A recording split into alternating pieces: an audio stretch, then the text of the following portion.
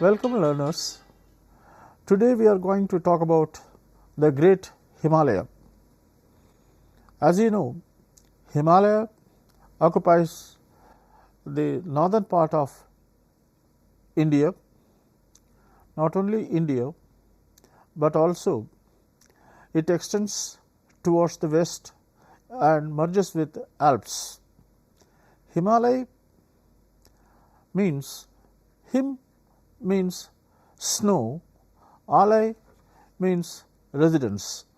In other words, Himalaya means abode of snows.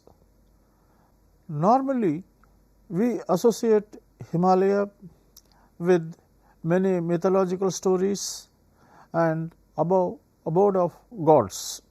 Let us have a view of the Himalaya. From northwest, we start with Indo-Gangetic Plain, the outer Himalaya, middle Himalaya, great Himalaya, then Brahmaputra Valley, Tibet, Kimlun mountains. Himalaya physiographically extends from Pamir Knot, moving towards Indian side. We have Pakistan, Punjab Himalaya, we have Kashmir Himalaya, followed by Himachal Himalaya, Uttarakhand Himalaya, Nepal Himalaya, Sikkim Himalaya, northeast syntaxial bend consisting of Himalaya. Now, I had mentioned various physiographic divisions of Himalaya. This has got nothing to do with the geological classification of Himalaya. Let me clear one thing. If we refer to older literature, we find Himalaya being mentioned as Himalayas. That means there are a number of Himalaya mountains. Let us move to the next part. Here we are viewing the entire Indian peninsula, or what generally is called as Indian subcontinent. This gives the physiographic divisions of India. The blue colors indicate the Western Ghats and the Eastern Ghats. The central green color indicates the Deccan Plateau, they are consisting of basalts, dolerites and gabbro. The pink color indicates the Thar Desert, which is shared not only by India but also our neighbor Pakistan. The yellow color indicates Indo-Gangetic alluvium, and extreme east you have got again yellow color, that is Brahmaputra system. You see on top represents Himalaya. You will see number of black lines in that. The black lines indicate different ranges of Himalaya. For example, we can say Karakoram range, Zanskar range, Dauladhar range and so on and so forth. If you see in the east, you will find the yellow color is surrounded like a U bend. That bend is called as syntaxial bend. Till now, you saw the two-dimensional view of India. Let me take you over into the space. Now, here, this is the imagery. At the bottom, you see greenish color. That greenish color is the Indo-Gangetic alluvium, as I said. Then you are seeing a semicircular arc. This semicircular arc is the entire Himalaya. If you see in the west, you got a small bend, that is syntaxial bend in the west. Similarly, when we see the east side, you will find another bend, that is syntaxial bend in the east, that is the northeastern Himalaya. Above you see a brown patch, that is the Tibet plateau, beyond which you have China as well as Mongolia. This photograph shows various divisions of Himalaya. In the south, you have got Indo-Gangetic plain, then you have a small patch of striped lines. Where the Indo-Gangetic alluvium meets these patched lines, that is where the Indian plate is subducting under the Himalaya, and that we call as main frontal thrust. Moving further north, you will see MBT written, that is main boundary fault. Between main frontal thrust and main boundary fault, we have the outer Himalaya, in other words the Shivalik formations. Shivalik formations are freshwater deposits, and you find immediately after the Indo-Gangetic alluvium. The central white part beyond MBT towards north is known as the Lesser Himalaya. Mostly the Lesser Himalayan formation are sedimentary in nature. This is a panoramic view of the Lesser Himalaya south of Bageshwar district in Uttarakhand state. In the background you see snow-clad mountains. In the middle you have the green color mountains, which are partly forested, partly deserted, and in the forefront you have got the magnesite containing mountains. Further towards the north, if you see, there is MCT, that is main central thrust. Beyond main central thrust, we have the crystallines. When we say crystallines, we mean igneous rocks as well as metamorphic rocks. Beyond the central crystallines, again you have got a thrust line. Now, these thrust line indicate Indo-Tsangpo suture zone. That means where India and Brahmaputra line meet, that is a thrust zone, beyond which you have got the ophiolite melange. Ophiolite melange is exotic mixture of various types of rocks.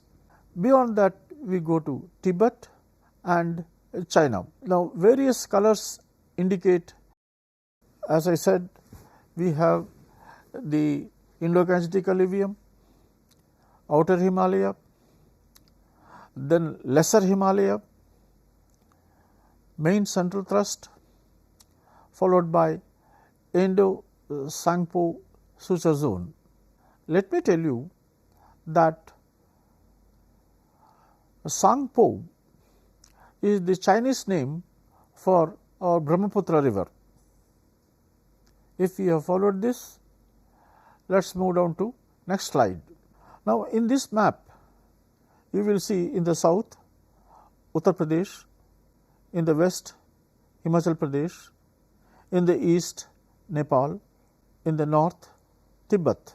Uttar Pradesh and all which are in white, they indicate Indo-Gangetic alluvium. Indo-Gangetic alluvium is thrust into the outer Himalaya by main frontal thrust, as I said earlier. Main frontal thrust is followed as we move up by outer Himalaya. Outer Himalaya consists of Shivalik sediments. Shivalik sediments are huge and they belong to Eocene onwards up to Pliocene. Then the Shivalik sediments are thrust under Lesser Himalaya. The thrusting takes place along main boundary fault. If you see the center of the map, you will see a lens-like structure which is supposed to be the Mussoorie syncline.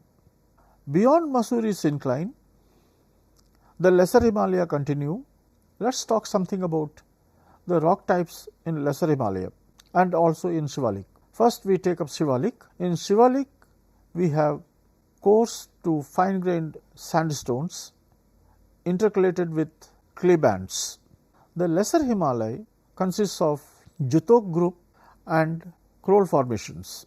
In Jutok group, at the bottom we have Chandpur phyllites, followed by Nakhtat quartzites, followed by infracrolls, above which Kroll formations are found. Beyond that, Tal Formation. The entire Uttarakhand consists of this Crole formations.